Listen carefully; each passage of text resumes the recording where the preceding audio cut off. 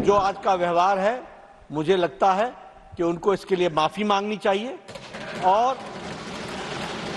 और सदन की मर्यादा, सदन की गरिमा, जिसके बारे में वो बार बार दोहराई देते रहे हैं यहां बैठ करके, उसको उनको आचरण में लाना चाहिए।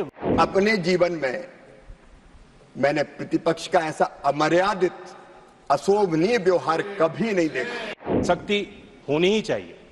दोबारा एक बार मौका हो, एक बार कोई गलती करता है तो मानी जाती है।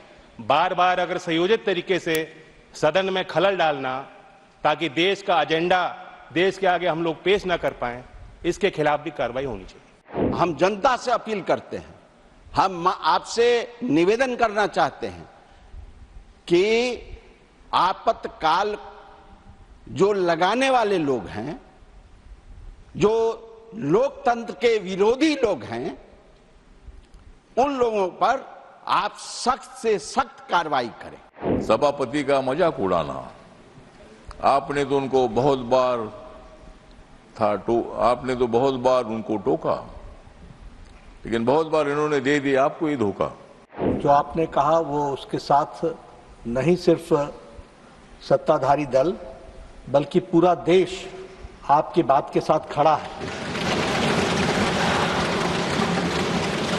और जिस तरीके का व्यवहार उस तरफ से हुआ है वो बहुत ही अशोभनीय है और वो बहुत ही गैर जिम्मेदाराना है। मुझे बड़े स्पष्ट दिख रहा है कि वह राजनीति में धरातल पर स्तर से इतने नीचे आ गए हैं कि वह पार्टी का विरोध करते करते, व्यक्ति का विरोध करते करते अब देश का विरोध करने लगे और देश में वह विघटनकारी शक्तियां जो देश को खंडित करना चाहती हैं, विभाजित करना चाहती हैं, तकलीफ में डालना चाहती हैं, उनके साथ प्रत्यक्ष और परोक्ष में हमें जब विपक्ष की आवाज दिखती है तो मुझे यह संशय होता है कि वह राष्ट्रीय पार्टियां, वह प्रादेशिक पार्टियां, क्या उनका एजेंडा देश को कमजोर करने का बन गया है। और आज जिस तरीके का जो आपने कहा टॉप ब्रास, वह इस बात को इंगित करता है कि सारी लीडरशिप इस बात से सहमत है कि वह किसी भी कारण से हाउस न चले, इसके लिए वो प्रेरित होती है। जो आज का व्यवहार है, मुझे लगता है कि उनको इसके लिए माफी मांगनी चाहिए और सदन की मर्यादा, सदन की गरिमा, जिसके बारे में वो बार बार दोहराई देते रहे हैं यहां बैठ करके, उसको उनको आचरण में लाना चाहिए। वक्त आ गया है आचरण में लाने का। और मैं इतना ही कहूंगा कि इस घटना की जहां मैं निंदा करता हूं, वहीं उनको माफी मांगने की बात भी कहता हूं।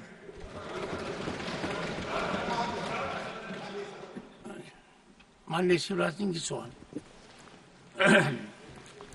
माननीय सभापति महोदय, ये सदन केवल ईंट और गारों का भवन नहीं है, लोकतंत्र का पवित्र मंदिर है। माननीय सभापति महोदय, मैं 6 बार लोकसभा का और 6 बार विधानसभा का सदस्य रहा हूं। 12 बार मैं या तो विधानसभा में या लोकसभा में आया हूं, लेकिन अपने जीवन में मैंने प्रतिपक्ष का ऐसा अमर्यादित, अशोभनीय व्यवहार कभी नहीं देखा।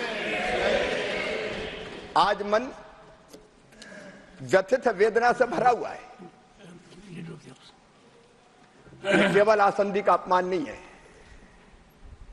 ये देश के लोकतांत्रिक मूल्यों का अपमान है, ये लोकतंत्र का अपमान है, ये संविधान का अपमान है।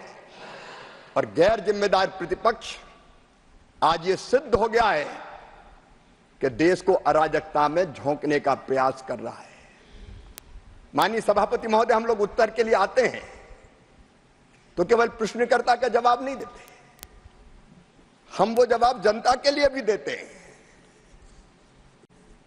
लेकिन आज प्रश्नकाल में ये जो व्यवहार किया है,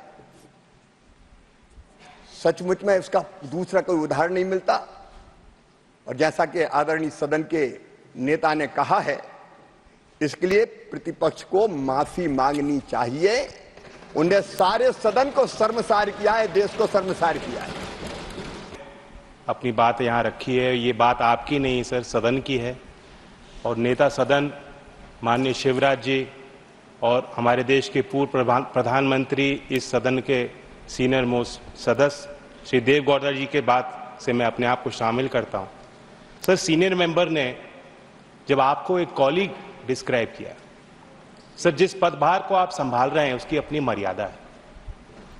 we may be all colleagues and even friends outside this house, but it goes against the traditions of the house to refer to someone sitting in the chair as a colleague. We must all abide by your decisions. और आप खुला संवाद करते हैं sir, chair पे बैठ के आप सदस्यों को मौका देते हैं, अवसर देते हैं। जो आज आपने यहाँ बात रखी है, खास तौर से इमरजेंसी जो देश के लिए काला दौर था, ये सभी नौजवानों को, पूरे देश भर के लोग इस बात को देखें, इससे हमें सबक सीखना चाहिए। भारत सरकार ने जो पहल की है कि ये चीज इतिहास में दर्ज होनी चाहिए। हम रिवीजन नहीं कर सकते, ये देश के इतिहास का हिस्सा है, लेकिन उस इतिहास को जब तक हम जानेंगे नहीं तो बार बार ऐसी गलती दोहराने के लिए हम मजबूर होंगे। जो भी आपका फैसला, निर्णय होगा, मैं तो ये अपील करता हूं कि सख्ती होनी ही चाहिए। दोबारा एक बार मौका हो, एक बार कोई गलती करता है तो मानी जाती है। बार बार अगर संयोजित तरीके से सदन में खलल डालना ताकि देश का एजेंडा देश के आगे हम लोग पेश ना कर पाए, इसके खिलाफ भी कार्रवाई होनी चाहिए। सभापति महोदय, हम लोगों के लिए तो ये एक तरह से पहला सेशन देखने के लिए मिला, और बिहार के हाउस में हम लोग रहे 10-12 साल। मैं खुद देखता था, आप ज्यादा अपोजिशन को एकोमोडेट करते रहते थे। जब भी मौका, यहां ज्यादा लोगों को आवाज बंद करवाते थे, इधर से आवाज आता था। जितना हो सकता था आपने एकोमोडेट करने का कोशिश किया लोगों को। आज मैं देखा, मेरे लिए बड़ा सरप्राइज था, जो हाईएस्ट लीडर कांग्रेस की है, आप तो सबको बोलते हैं कि खड़ा होकर बोलिए, बैठे बैठे मत बोलिए। वो बैठे बैठे इंस्ट्रक्शन दे रही थी, वहीं से इंस्टिगेट हुआ है सारा चीज। उन्होंने वो बैठ करके इंस्टिगेट किया सारे माहौल को। उसके बाद सारे कांग्रेस के लोग इकट्ठा हुए वहां पर, और वो आपके तरफ बार बार इशारा करके कुछ बोल रही थी बैठे बैठे।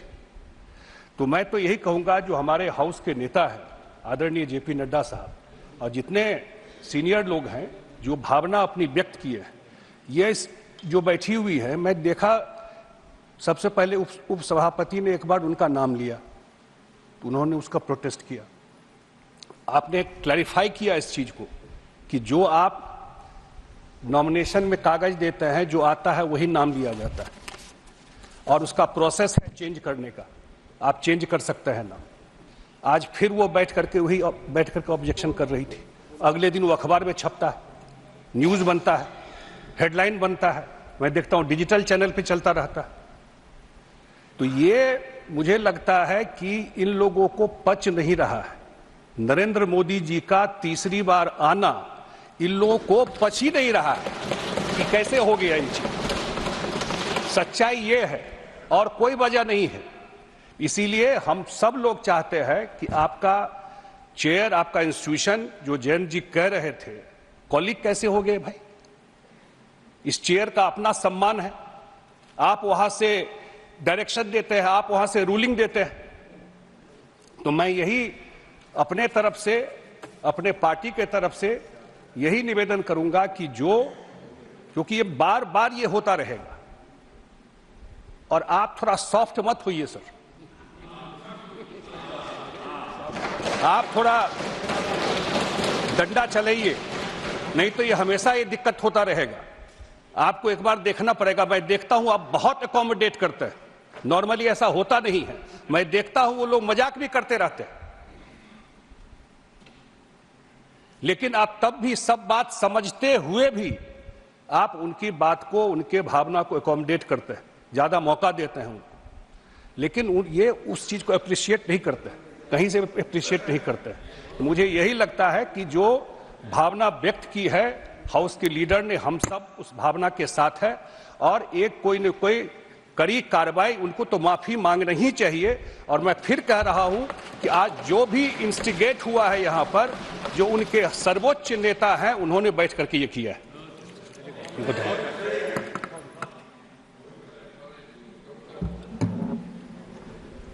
चेयरमैन सर, आज का दिन हमारे लिए बहुत बड़ा काला दिन है।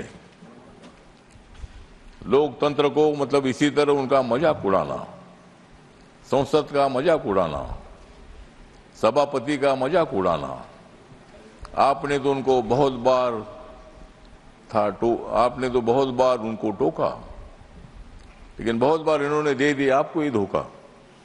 बहुत बार आप इनको बहुत बड़ा चांद देते रहे। आपकी चेयर जो है, चेयर है, अपोजिशन हो, सत्ताधारी हो, तो सबके लिए है। सत्ताधारी पार्टी के माध्यम से आप चुनकर आए, बात सही है, लेकिन अपोजिशन को भी अपनी बात रखने का अधिकार है, लेकिन उनको भी नियम होते हैं। नियम की बात करने वाली नियम हमेशा तोड़ते रहे हैं, और आज मतलब उन्होंने बहुत ही गलत काम किया है।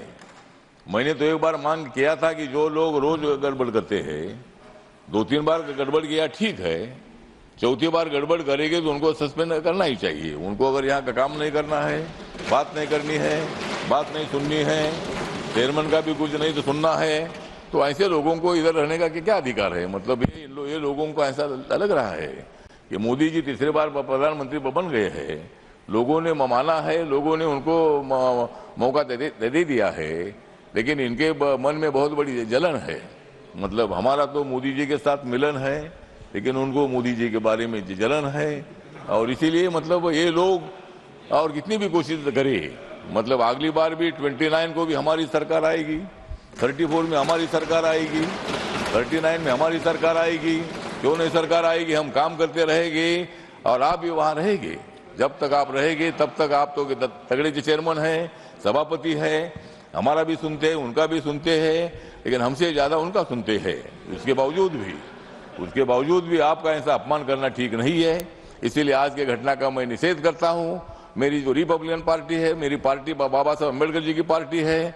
बाबा साहब ने संविधान बनाने में बहुत बड़ा योगदान दे दिया है, संसद को अपने अधिकार दे दिए हैं, अपोजिशन को अधिकार दे दिए हैं, सत्ता पक्ष को अधिकार दे दिए हैं। उसका मतलब उल्लंघन करना ठीक नहीं है। इसीलिए मतलब इनके ऊपर कार्रवाई होनी चाहिए। हर बार ये बाहर जाते हैं, और मतलब मैं अपेक्षा करता हूं कि हमेशा बाहर रहे और हम हमेशा अंदर रहे, यही हमारी अपेक्षा है। और इन्हीं शब्दों के साथ मैं जो भी कुछ हुआ ये ठीक नहीं है, इसका मैं निषेध करता हूं, धिक्कार करता हूं।